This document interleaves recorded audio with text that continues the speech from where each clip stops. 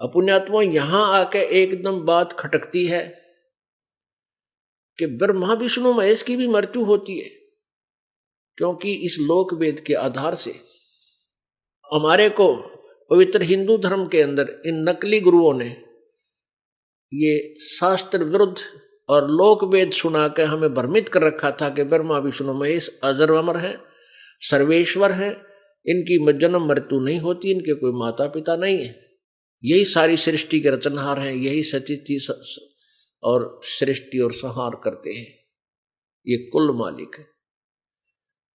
अब हमें इतना मूर्ख बना रखा था उन मूर्ख गुरुओं ने, जिनको स्वयं कह का ज्ञान नहीं था, वो अपने सदग्रंथों से परिचित नहीं थे।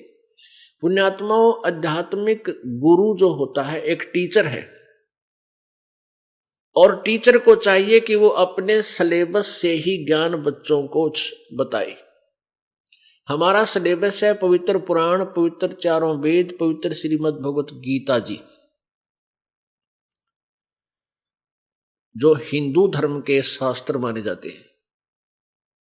वैसे तो ये सदग्रंथ किसी मजहब विशेष के नहीं है, ये उस समय रचे गए थे, उस समय श्री व्यास जी द्वारा लिखे गए थे जब कोई धर्म नहीं था, केवल मानव मात्र के कल्याणार्थ है।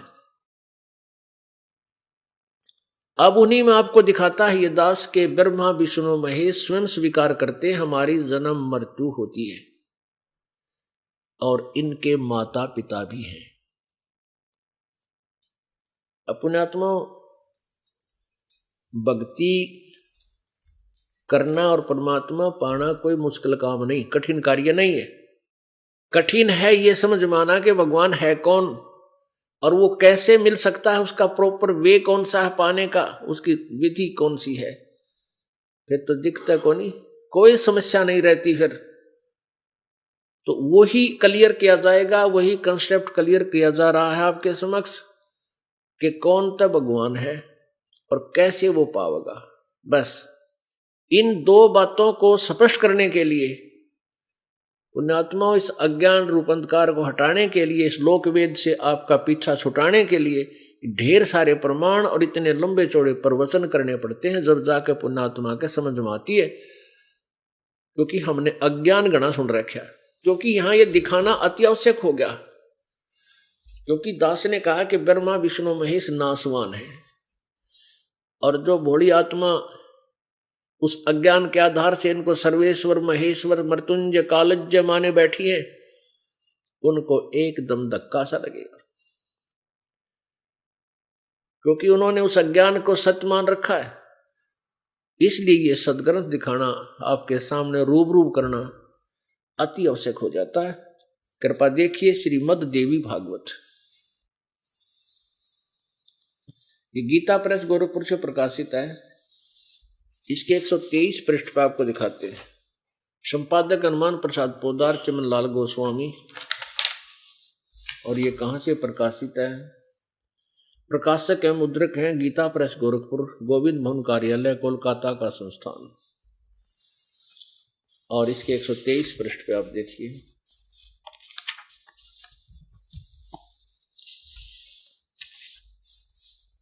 ये तीसरा स्कंद।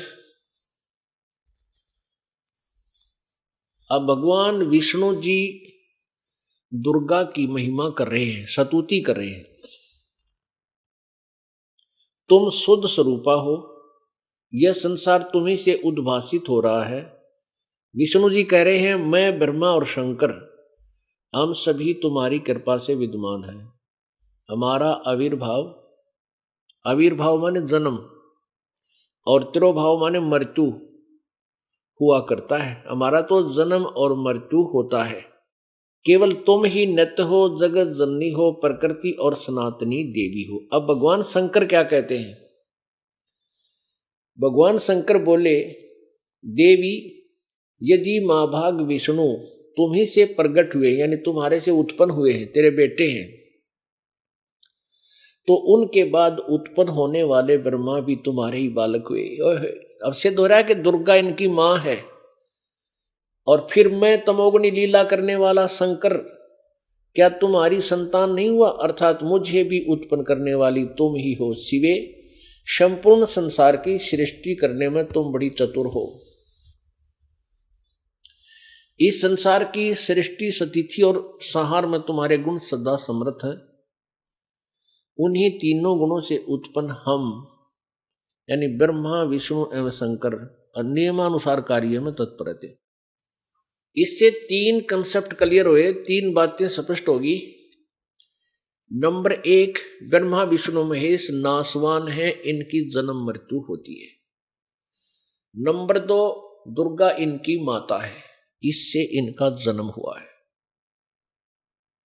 और तीसरी ये हुई कि रजगुण ब्रह्मा है, सतगुण विष्णु, तपगुण शिव जी।